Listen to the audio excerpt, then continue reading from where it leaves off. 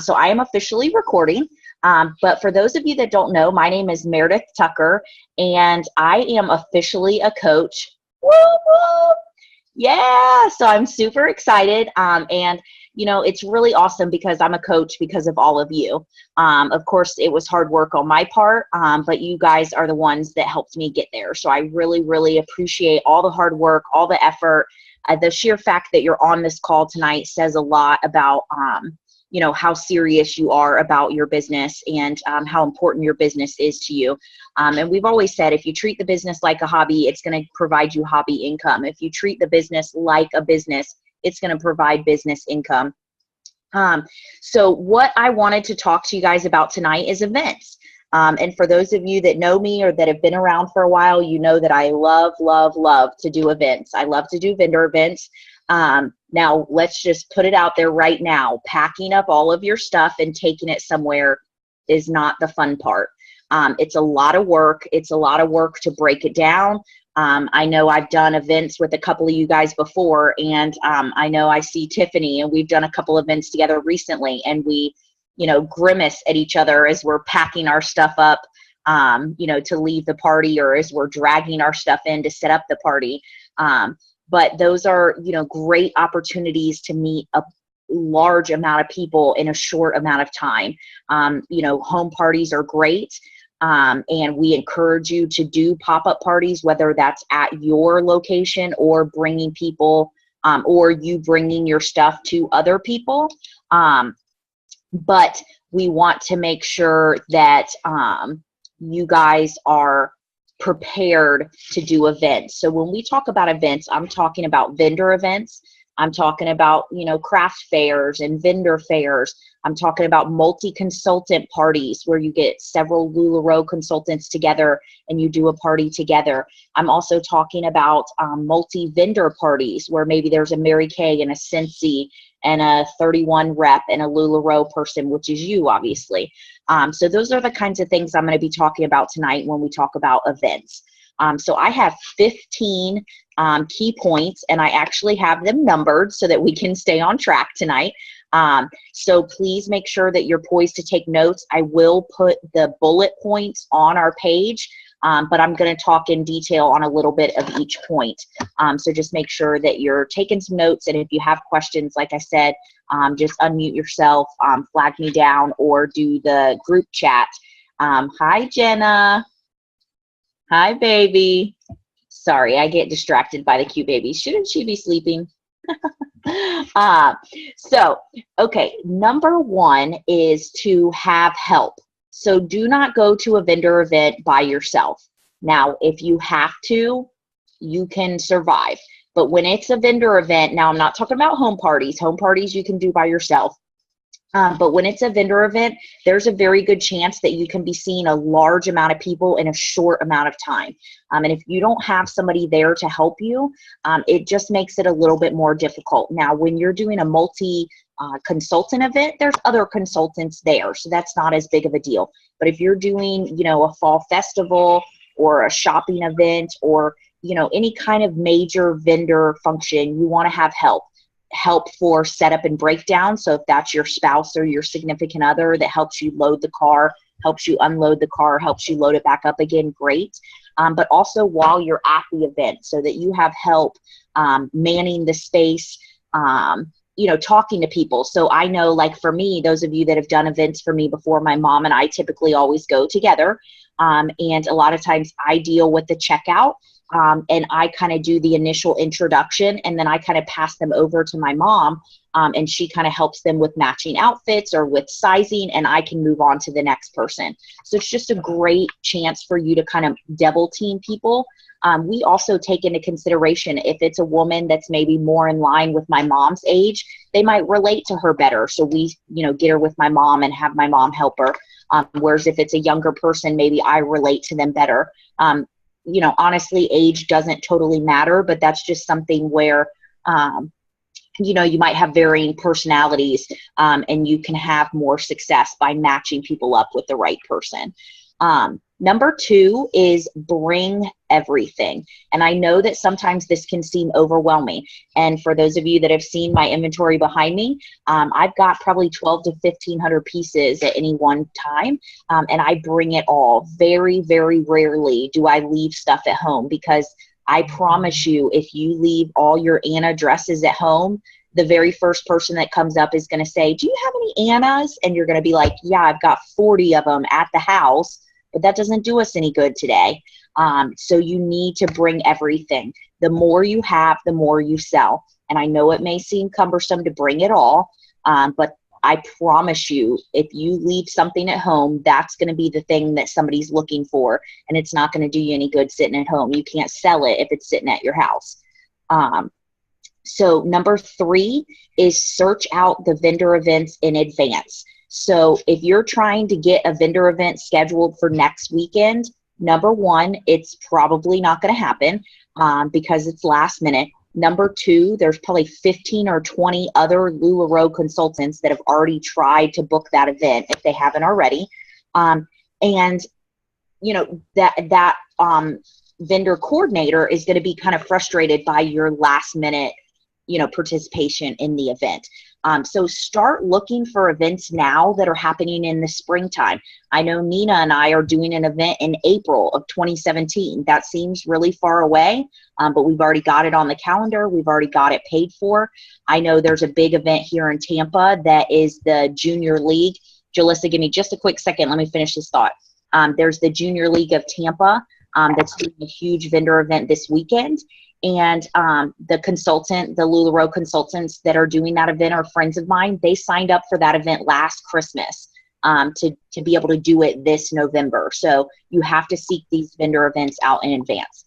Jalissa, go ahead.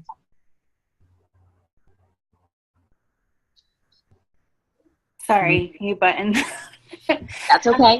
My question, you're naming all these events and they sound amazing, but where would we go to find out about them? Like most of the ones that I see, it's like a different person on our team that's RSVPing to them as the vendor.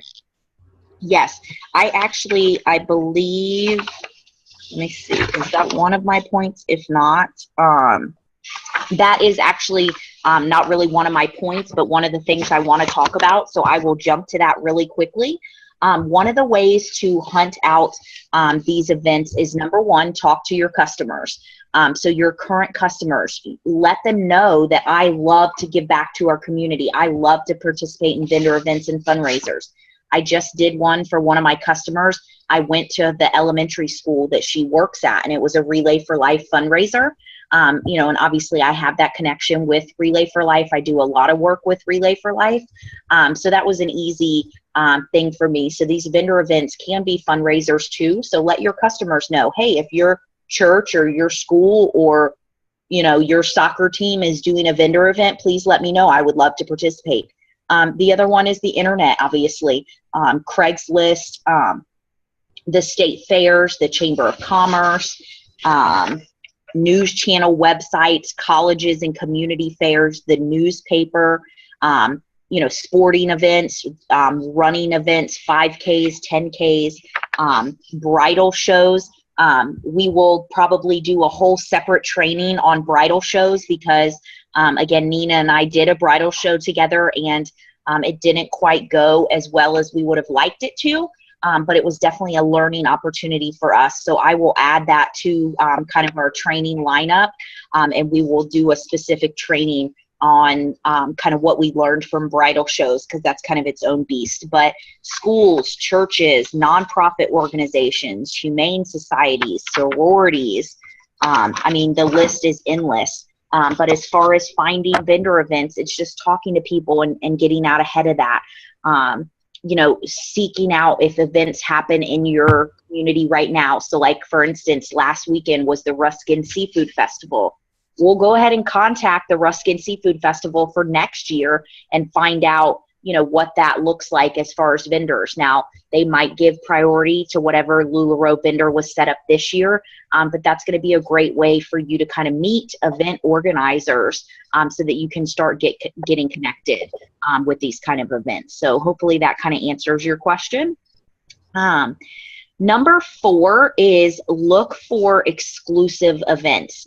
What I mean by that is if you're going to do a vendor event, it's not a multi-consultant sale. So you do not want to show up at the vendor event and be one of 5 LuLaRoe consultants, because what's going to happen is it's going to turn into a multi-consultant event, and you're going to be less likely to build customer loyalty from that event if there's 5 other consultants to shop for.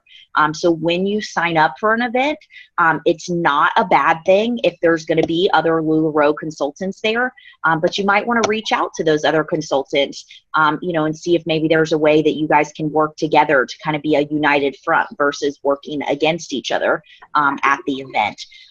But I will say that it's best if you're doing a vendor event that you're the only LuLaRoe consultant, even though we all have varying inventories. It's just like, what if 3 Mary Kay consultants showed up?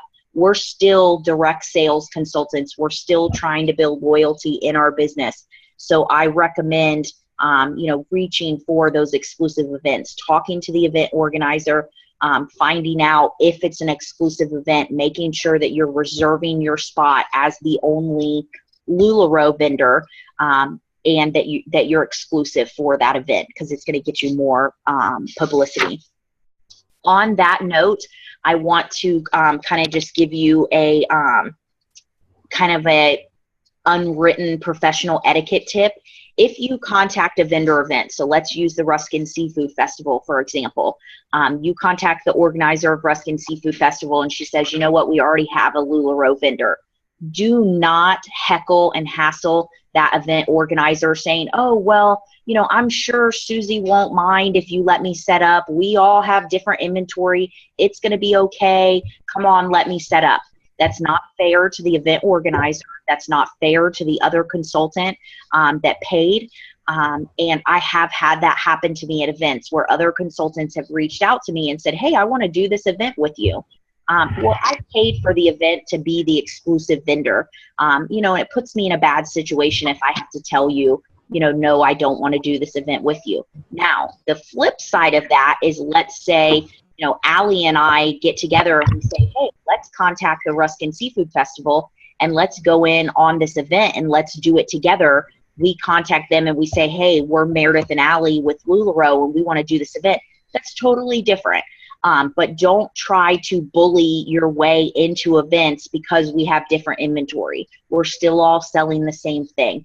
So I think that's just kind of a common courtesy. If you have questions about that or you're not really sure how to handle that, talk to your sponsor. If your sponsor's not helping you, definitely reach out to me. We can kind of help you with ways to kind of work around that. But I just think it's really important that you respect the other consultants and you respect the event organizers if it's an exclusive event. Number 5 is the KISS method. And we all know, keep it simple, silly. We don't say stupid around here because I have a 2-year-old. So we say keep it simple, silly, and don't bring too much stuff. You don't need frilly tablecloths. You don't need decorations. You don't need pom-poms and all kinds of craziness. Now, if a clipboard makes your life easier, by all means, bring the clipboard. If you have a, changing booth and you definitely think that that's going to bring value, absolutely bring that. But just be careful, just like when you do parties, you don't need bonbons and chocolate, and, all this stuff. They're there to shop the clothes. Obviously you want your event space to be inviting. So if a little bit of decoration helps that's absolutely fine. But don't be overwhelmed by the things that you need to bring with you. You're bringing all of your clothes and that's already a car full. So don't feel like you have to bring other things, that you feel like having cute decorations is going to help you sell more. It might, but I doubt it. So just kind of keep that in mind. Number 6 is talk to everyone. Literally every single person that walks by. Now you might think, okay, there goes that man that walks by. He could probably be my dad. Well, guess what? He could have 6 daughters that want to shop with you. I was at a vendor event several months ago at a local high school, and the guy set up next to me had 6 daughters. Had I not started talking to him, I would have never known that. And he would have never known what I have to offer to his teenage and young adult daughters. And several of them have shopped with me now. So it's really, really important that you talk to everybody. Try to be careful of how much time you're sitting down. Now, obviously, if you're doing an all-day vendor event, you got to take a break. But that's why it's nice to have somebody with you. So whether that's your spouse or a friend or somebody that you're paying in leggings to help you, try to have somebody there with you, because then you can take turns. If you need to get a snack, you can go sit down. If you need to take a phone call, you can walk away, and you have that person there as a backup. If you're there on your own, it's definitely a little bit more of a burden. Make sure that you make eye contact, that you compliment people as they walk by. That's going to help to kind of get the conversation started. And then just kind of going back to having somebody with you, tag team the space. So get a conversation started with somebody, pass them off to somebody that's helping you, or get them interested in something so that they can start looking, so that you can start talking to the next person. Number 7 is a giveaway. You always want to have a giveaway as a way to collect information. So I always collect their name and their email address. I know there's a few people on our team that do some text alerts when you're notifying people through text message that you're having a sale or whatnot. So if you want to collect their phone number, you're welcome to collect their address. I actually have Post-it notes. And so I literally bring a pad of Post-it notes and I have them write their name, their email address, their phone number on the Post-it note. They fold it up, they put it in a little bin. I just have my little 31 bin here. They put it inside and they are entered to win. So again, nothing fancy, no big frilly basket, no big frilly prize, just simply Post-it notes, some pins, and a basket for them to put their entries in. Now that is also a great way to be able to then follow up with those people. So a lot of times, especially if you're at a non-shopping event, which I'm going to talk about in a few minutes, you want to be able to follow up with these people. You have to have a way to follow up with them, because a lot of them are going to walk through, they're going to browse, they might not purchase anything, but they're probably going to enter to win, and then you have a way to follow up with them. I personally use constant contact, which is, again, something we can get into on another training. But that's just an easy way to send them a nice, pretty email with a link to your page, where you can go, they can see a pretty email, they can click to join your shopping page, and it's just a great way to get in front of them. You do not have to use constant contact. You can just simply use Gmail, type in the person's email, and then do a copy and paste kind of message. Number 8 is arrive early and stay late. And this is something that I actually pretty much learned from my marketing days. We always were one of the first people to get our booth set up, and we were one of the last people to take our booth down. And you meet when you're setting up your booth, and when your booth is already set up and everybody else is still setting up, it's a great opportunity to meet the other vendors, the other people that are there getting their space set up. So you never know what kind of connection you can have through these other people that are at the events. And staying late. I know sometimes it's super hard. You've been there since 8 a.m. in the morning and it's 5 o'clock in the afternoon and you just want to pack up your booth and go home. Well, you never know, that person that's going to walk through at 4:45 might love LuLaRoe, and you just never know. It also shows more respect for the event organizers. If they give you permission or they ask that you shut down early, by all means oblige.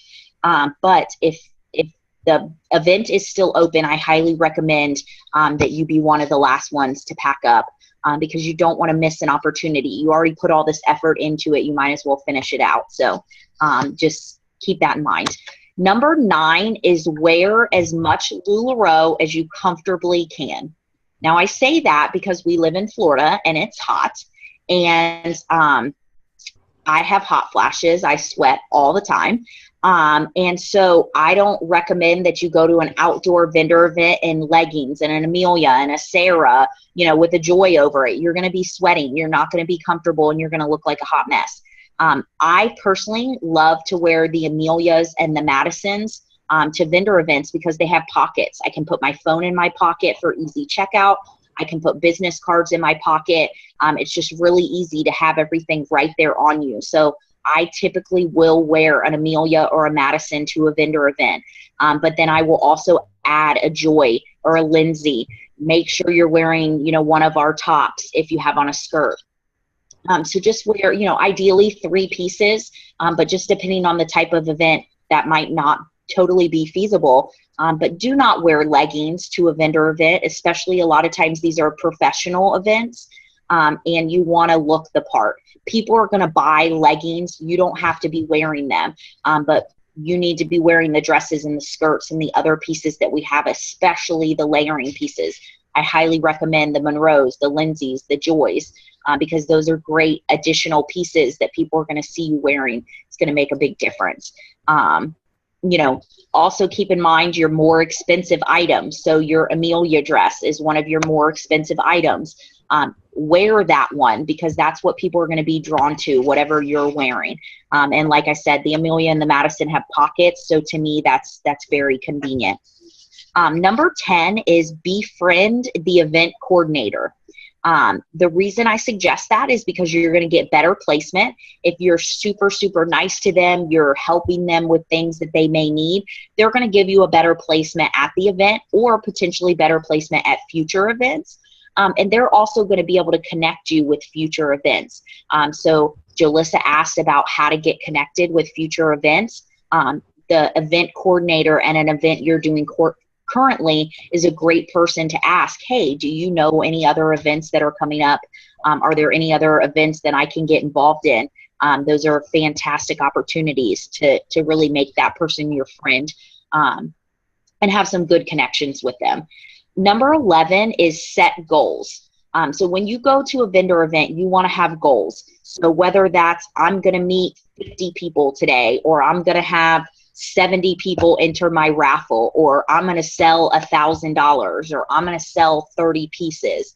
Whatever your goal is, make it something that's attainable because you don't want to scare yourself away.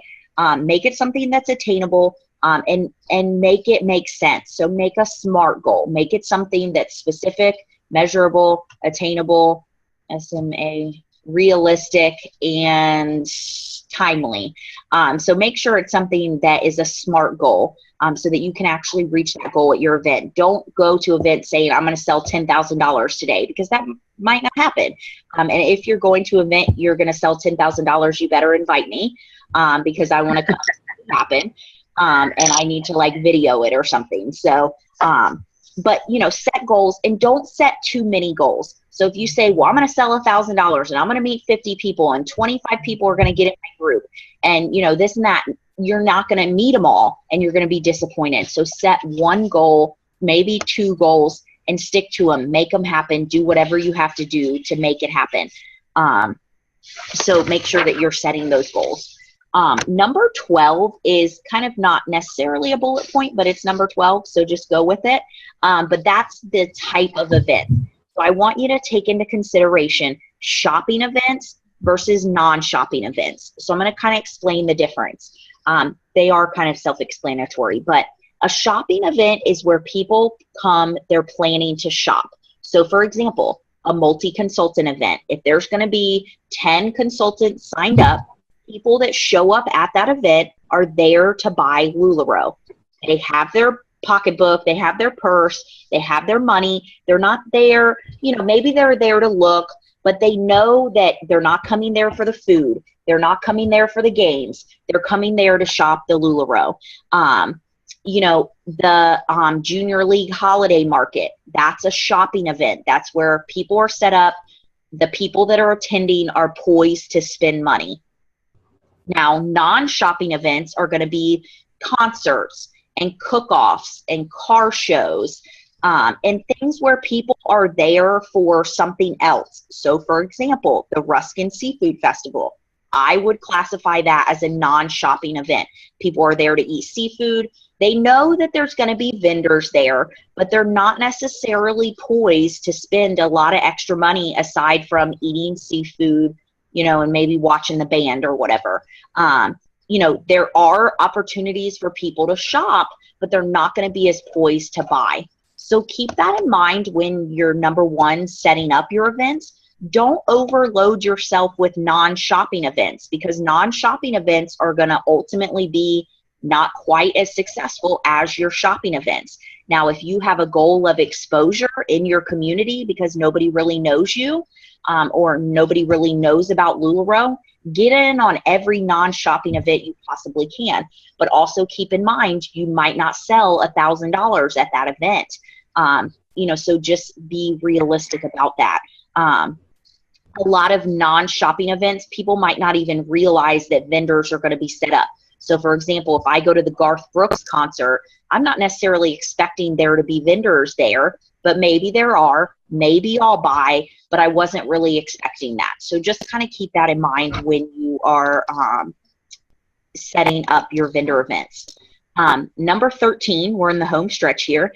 Number 13 is stay off your technology. And I totally get this because it's so hard. We are in a business where technology is where it's at. We are running our businesses through our cell phones, through private message, through Facebook, through text message, Instagram, Twitter, whatever you're using. We are cell phone, social media people. We have to be involved in that.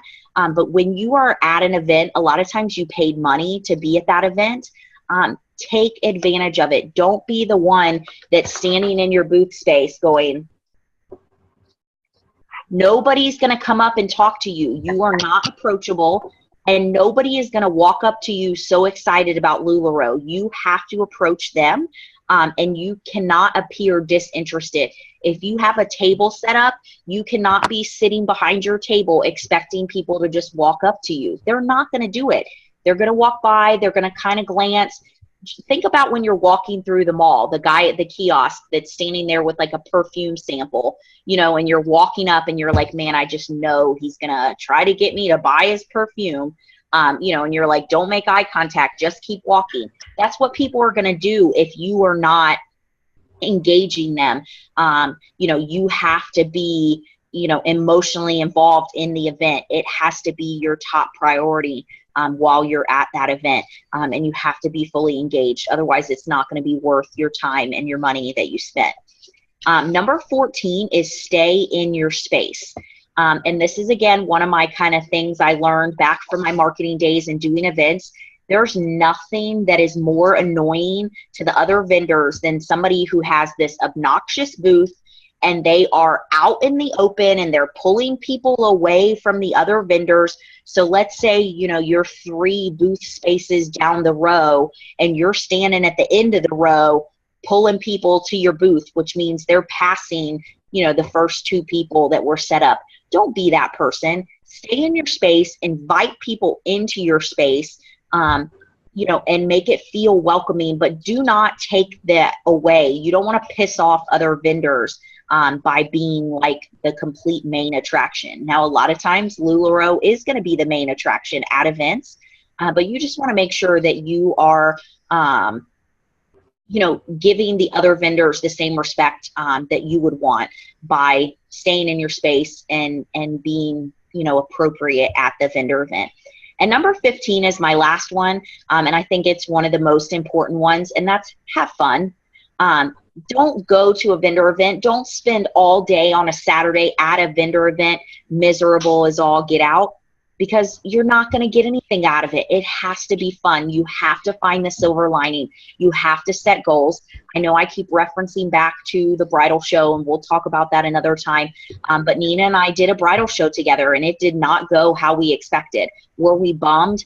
Absolutely. Did we make the best of it? Absolutely. We now have inside jokes. I have pictures on my phone that still make me laugh when I look at them. So we had a great time. Did we sell $1,000? No. But did I think that it was worth the time and energy I put into it? Absolutely, because I made it fun. We learned from it. We strategized, for future events, and we were able to really make good of that event. So don't be discouraged with events that maybe don't go the way you expect. Have fun. end them on a high note, and make sure that you are enjoying the time that you've put into being there. So that's my 15 points. I am now going to open it up for questions. I'm going to stop the recording since we are sharing this with other people, but we are going to open it for question and answer.